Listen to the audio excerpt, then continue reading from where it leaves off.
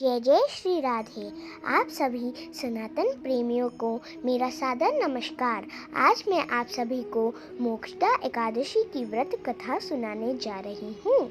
मोक्षदा एकादशी का धार्मिक महत्व पितरों को मोक्ष दिलाने वाली एकादशी के रूप में भी माना जाता है।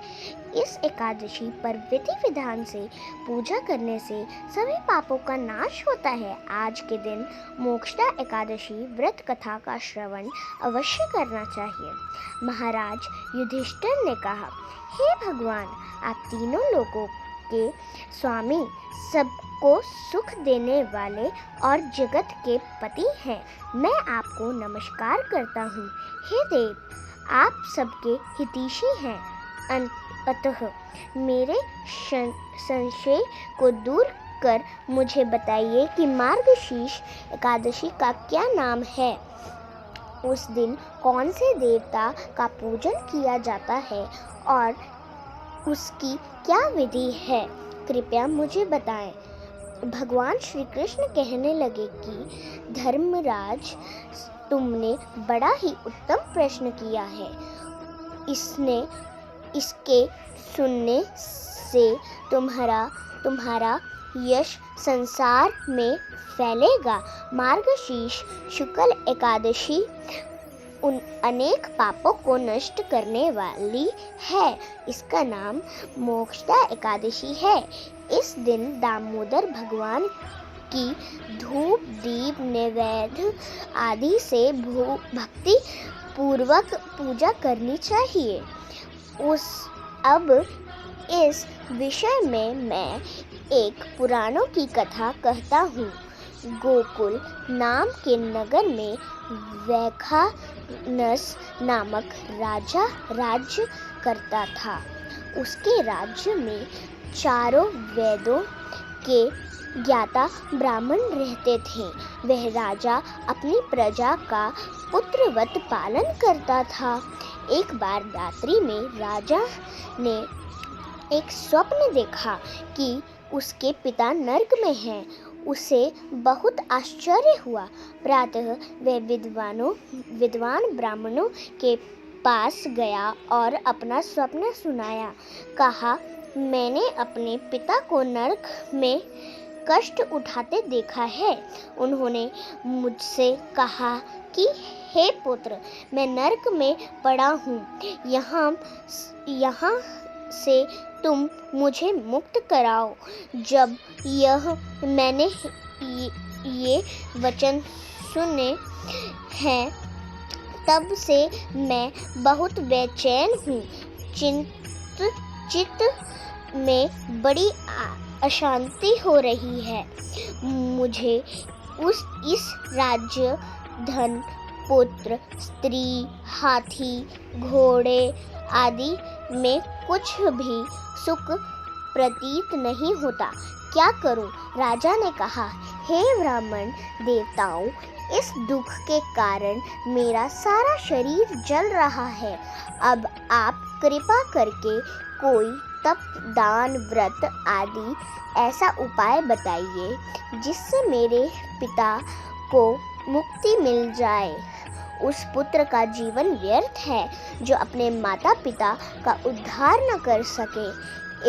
एक उत्तम पुत्र जो अपने माता पिता तथा पूर्वजों का उद्धार करता है, वह 1000 मूर्ख पुत्रों में से अच्छा है।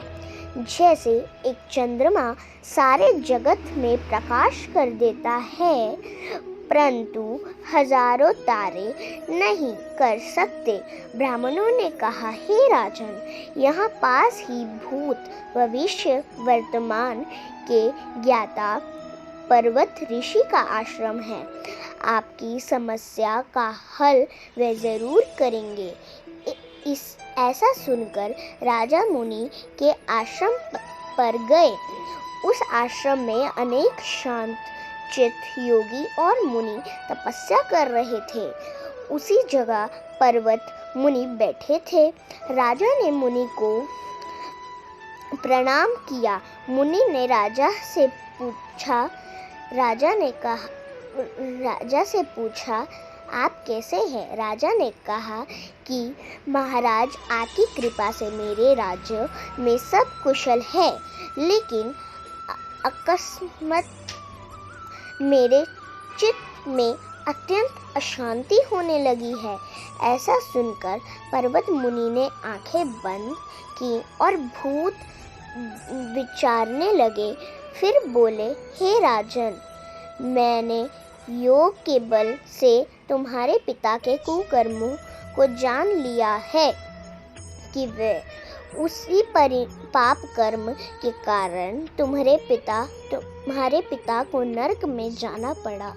तब राजा ने कहा, इसका कोई उपाय बताइए। मुनि बोले, हे राजन, आप मार्गशीर्ष एकादशी का व्रत करें और उस व्रत के पुण्य को अपने पिता को संकल्प कर दे। इसके प्रभाव से आपके पिता को अवश्य नरक से मुक्ति होगी। मुनि के वचन सुनकर राजा महल में आए और मुनि के कहने अनुसार कुटुंब सहित मोक्षदा एकादशी का व्रत किया। इसके प्रभाव से उसके पिता को मुक्ति मिल गई और स्वर्ग में जाते हुए वे पुत्र से कहने लगे, हे पुत्र, तेरा कल्याण हो। यह कहकर स्वर्ग चले गए। मार्गशीर्ष मास की शुक्ल पक्ष की मोक्षा एकादशी का जो व्रत करते हैं उनके समस्त पाप नष्ट हो जाते हैं। इस व्रत से बढ़कर मोक्ष देने वाला और कोई व्रत नहीं है।